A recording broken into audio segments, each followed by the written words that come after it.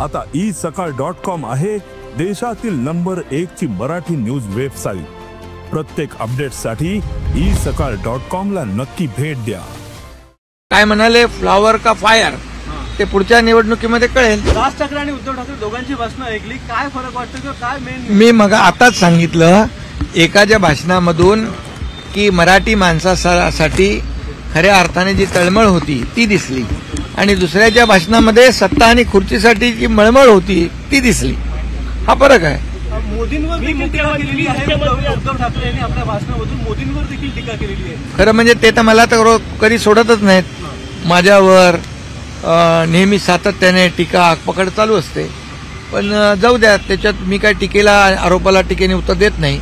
कामातून उत्तर दिलं म्हणून जनतेने मला या ठिकाणी मुख्यमंत्री झालो आणि 2.5 वर्षात विधानसभेच्या निवडणुकीमध्ये लँडस्लाईड मॅन्डेट पण दिलं। पण ज्या मराठीला अभिजात भाषेचा दर्जा आम्ही दिला आणि मोदी साहेबांनी त्याला तात्काळ होकार दिला, मान्यता दिली, त्या मोदी साहेबांना देखील त्यांनी काल आज सोडलं नाही, हे दुर्दैव आहे। त्यामुळे त्यांची जी काही वृत्ती आहे, जो काही द्वेष आहे, जी काही पोटदुखी आहे आणि सत्तेसाठी जी काही लाचारी आणि लालसा आहे ती दिसून आली। सर, उद्धव ठाकरेंनी दाढीवर हात फिरवत पुष्पा म्हणून आता मी बोललो, मी अर्ध्याच दाढीवर हात फिरवला होता।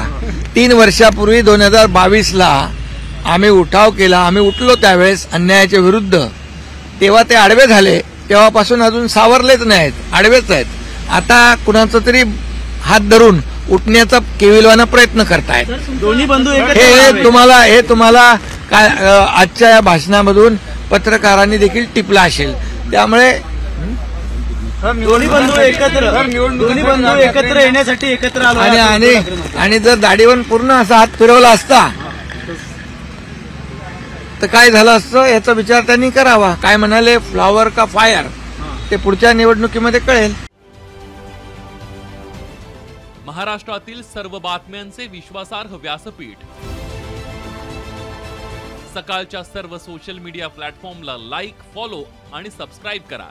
तसंच सर्व नोटिफिकेशनसाठी बेल आयकॉन प्रेस करायला विसरू नका।